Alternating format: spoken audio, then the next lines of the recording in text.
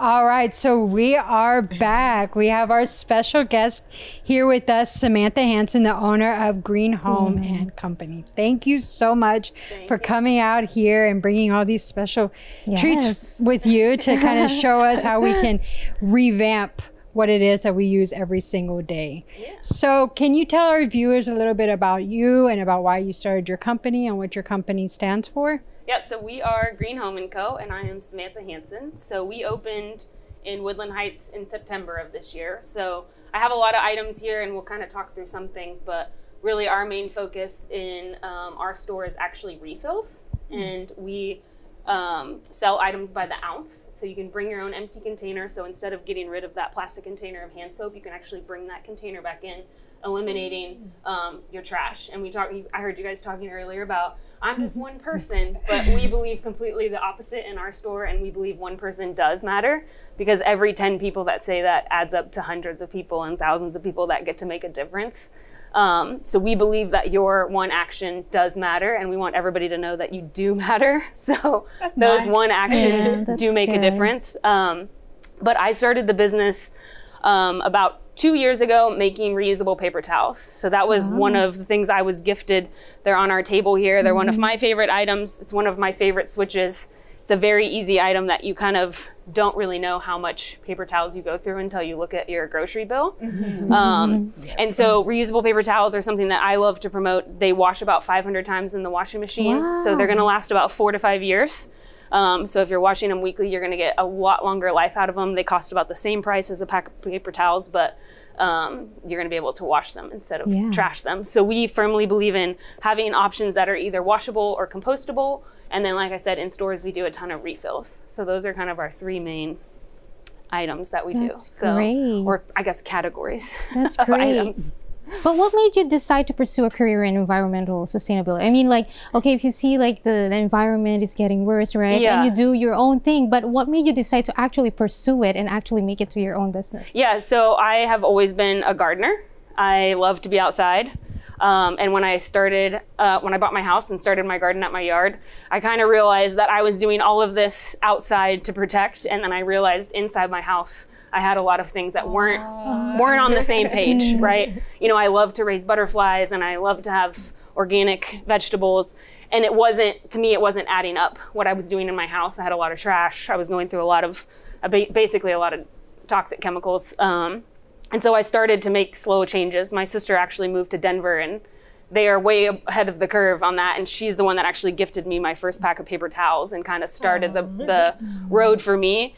And then just hearing and talking to people and seeing the movement throughout the country and just realizing that Houston needed to, as big of a city as we were, needed to really kind of take that step. And so we are the first full service refill sustainable lifestyle store in the city. And that's kind of my mindset of like, if I can do this, like anybody can do it. And again, one person does matter. So we want to see everybody in the store. I like how you said sustainable lifestyle. So I love it because I'm that one person that says there's one person really. But but you were saying it, I had to talk about it. You know, I'm like, wait, you do matter, I promise. And I feel good about that. It's good to know that, you know what, I can make a difference. And now with the whole lifestyle, because the second doubt that comes to my mind is, but can I really sustain this? Is this something that, like, is not just a hobby, or it's not just a one-off action of not throwing my rubbish on the floor?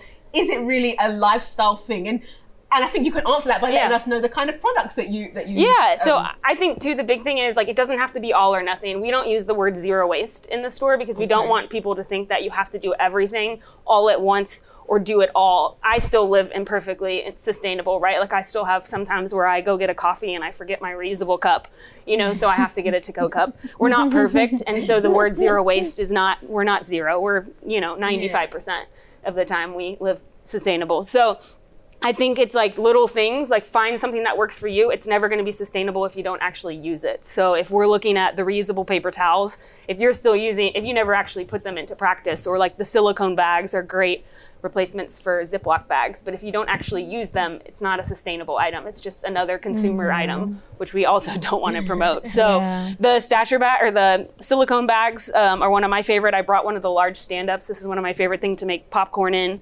2 tablespoons of kernels, a little bit of oil, microwave for about 2 minutes, and you got a perfect bag of popcorn. Our Stojo collapsible cups are one of my favorites. They collapse into like a little hockey puck size, so I always have this on the go, especially when I'm traveling for coffee. The compostable sponges is a really easy switch. It works just like a regular sponge, but you put it in the compost instead of the trash. And then we also have a washable sponge. So like we talked about earlier, we have a compostable option or a washable option of a lot of items. So depending on what you do in your household, you can either wash it or you can compost it, depending on if you compost or not. So that is so when you compost something, for those who don't know what composting is, when you compost it, that means that it degrades over time. Back into the environment, because I know if you throw a sponge away, it's just going to stay there forever, or cause chemicals and mildew and all that stuff to grow. But this actually degrades back into the earth. Yeah, so it breaks down. So our sponge is made from loofah on the top and then wood cellulose on the bottom, so it's fully plant-based. So once it goes into the compost bin, it breaks down from worms eating it essentially, and then they get turned back into soil. So eventually it becomes something that, like for me personally, I put in my yard as compost to garden. We use Happy Earth compost at my house and in the store. So basically I just put all my food scraps and my items in the compost bin, and they come pick it up for me weekly. So I don't have to do the science of compost, but I can get compost back from them whenever I want. So they do all the hard work. So it's a really great service for somebody looking to compost, because they do the gross stuff. When you start keeping all that compost in your backyard, all the scraps and stuff. I know my family was doing that for a little bit. We're trying to do it for a little bit, but it was like, I don't know about this. I think they ended up giving up on the whole situation because it is a science, and it seems to bring more bugs and stuff than you want. There's but good if bugs, you could do it right, if you could do it right, then it's definitely something that you should do. So what would you say is the most important thing that people should start implementing to reduce waste? Like the first step. I think the first step is to pick an item. I can't tell you one item is perfect. I think, like we talked about, pick something that's going to work for your lifestyle. For me personally, I have to travel a lot during the week. So the Stojo cup was one of the first things I did, because I could, even in a hotel room with a coffee cup, they give you disposable ones. So for me, that was a huge impact that I could make in my daily life, and I can stick to it. I think a lot of people, the dish brush is a really great start, because again, it's not like you're changing how you're doing something, you're just changing the way you're purchasing it. And I think if you pick 1 or 2 items that you can stick to, that's really where you start. I think refills, dish soap and hand soap are our 2 most popular refills. So if you're currently buying Mrs. Meyer's hand soap, once that container is empty, rinse it out and bring it into us, and we'll help you find a scent that you like. And we have all natural, non-toxic products. So you can know that what you're putting in the container is not going to do harm to you, but you also don't have to put that container in the wish cycle bin. So that's something else that I was thinking, because nowadays, so many things that we have, so many products that we have, unfortunately have chemicals in them that cause other health issues to occur in our bodies. So while you were speaking about this, it made me think about that. Like, just by microwaving that bag is safe for you to microwave. Sometimes when we microwave things, it's a chemical that we're putting inside of our body that I'm starting to learn about, that it stays inside your body forever. So it's not only are you helping Earth, but you're also helping to take care of your health. Yeah, exactly. And I think that's a lot of things is, we don't use a lot of fear mongering, but there is a lot. And if you can go down a rabbit hole of, what is toxic and what is bad, and just, I think if you come into our store, you can trust that what we're putting out is safe for you, and that I have done hours and hours of research on products.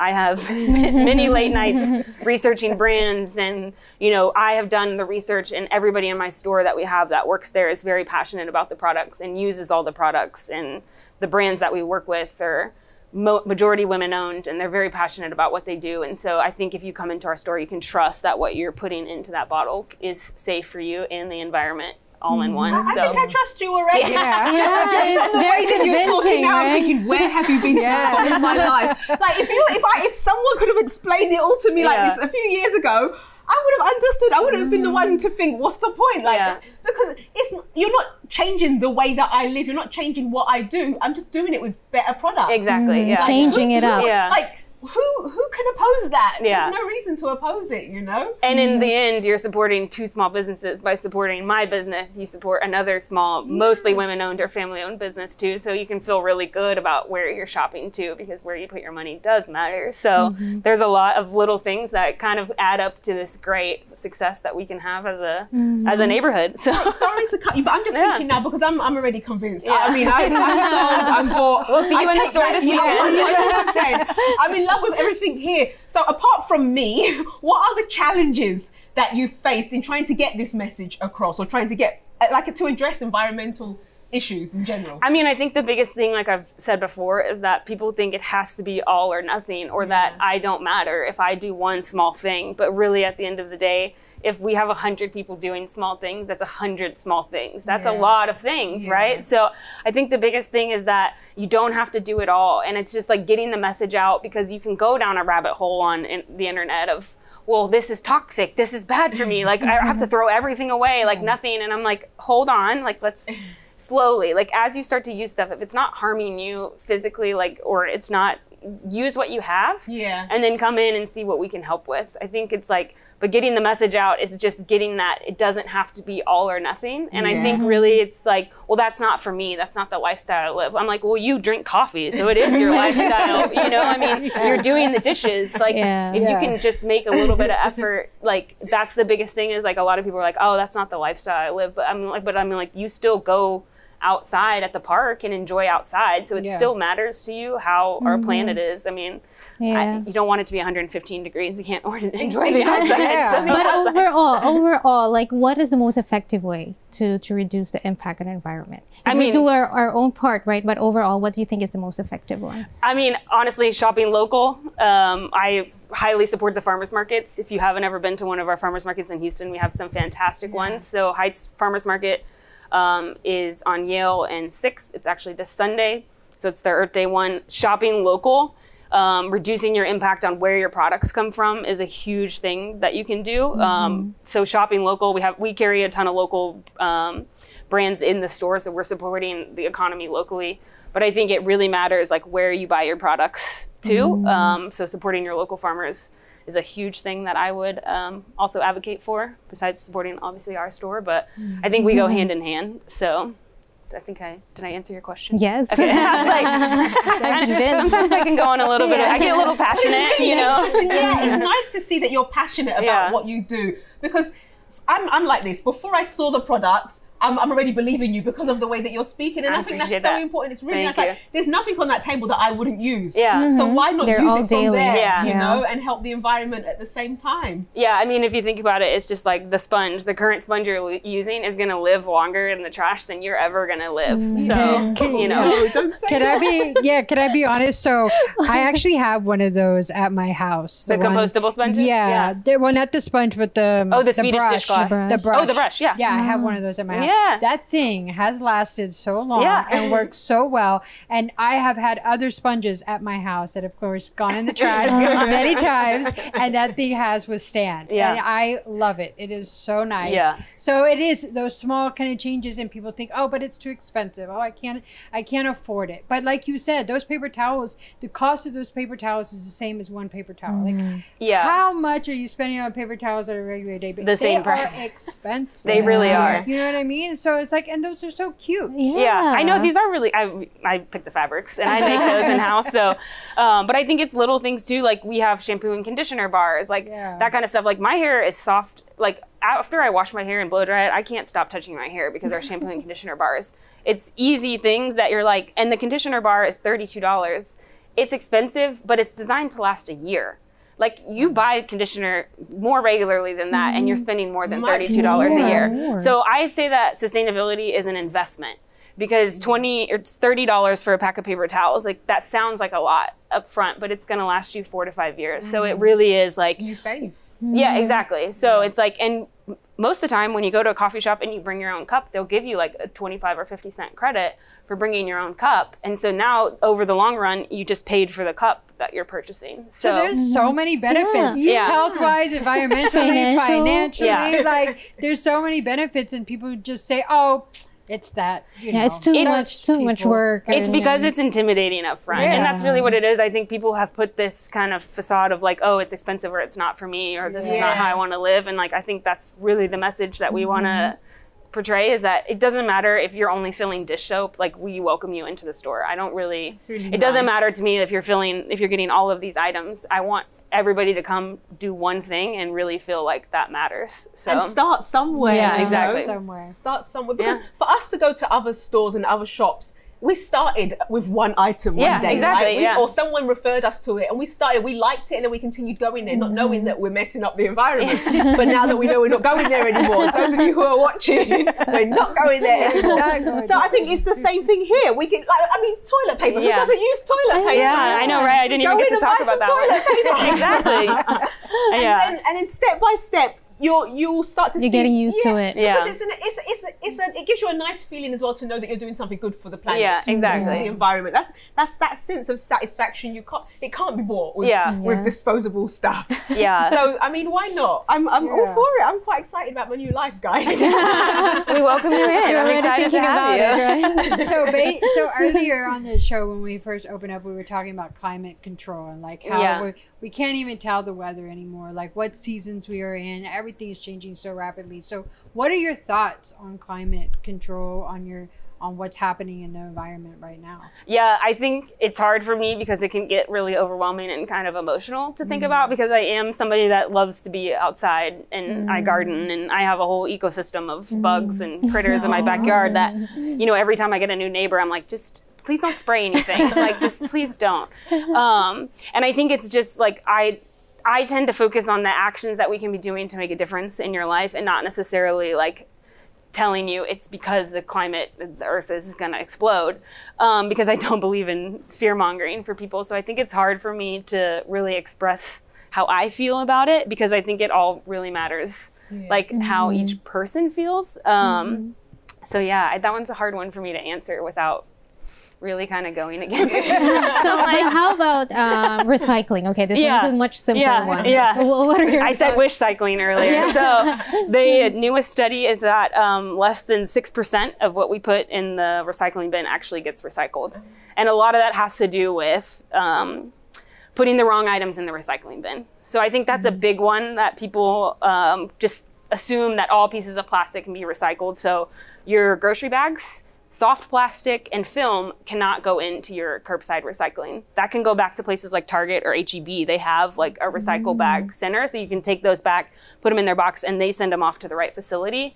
So I think it's like, when it comes to recycling, it is really hard, because I do joke and say wish cycling, and it's because we're putting a lot of the wrong items in the recycling bin.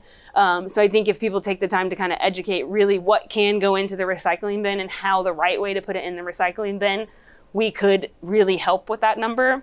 But I think the hardest part is that people just use it as a second trash sometimes, and it kind of gets to that point. But yeah, less than 6% of what we put in the recycling bin actually gets recycled. So if we can divert that, that's the thing. It's like, so what we really want is like, you bring that plastic soap container and refill it instead of putting it in the recycle bin. And when you're at the point where it's done and you need to change it, then you can buy a glass one from us. So recycling is hard. We do also have in our store a program called TerraCycle, which is hard to recycle items. So you can actually bring in hard to recycle items into the store, and we send them off. So we accept all toothbrushes, so toothpaste tubes, the packaging, toothbrushes. We have a bin for that, and we send that off, so you can bring in all of your old ones. We have one for razors, so all of your razors and the blades and the packaging for that as well. And then we have one for beauty care items, so any of your empties for your skincare products and your makeup, you can bring that in as well. And then we have one for eye care, so eye drops. So we do have a couple of specialty recycling that you can bring into the store as well. And then we actually take glass jars. So instead of putting your glass jars into the recycle bin, you can also bring those into the store, and we reuse them for our free jar section. Wow. So thank you. We have some ways to offset some of your recycling. So you can bring your wish cycle to us and we'll actually take care of it. So purpose everything. Yeah, right? I know, and it's just funny because it is like you asked a question about recycling. I'm like, oh, well, we can help with that, but we can make that number go to 8%, hopefully. You know, so make the difference. Yeah. But can you please let our viewers know exactly where they can find your store, so if they would like to come and get some soap or whatever that they know. So we are actually in Woodland Heights area. So our address is 3217 Houston Avenue. We are at 45 in Main Street basically, and then you can find us on Instagram, Green Home & Co. And then our website is also greenhomeandco.com. I highly suggest people before they come in to check out the website and kind of build a little wish list of things. But know when you come into the store that every single one of my employees is very knowledgeable in the items and loves them as much as I do. So you're going to have a great experience in the store, whether I'm there or somebody else is there. So wonderful. Great. Thank you so much for coming out here and speaking with us.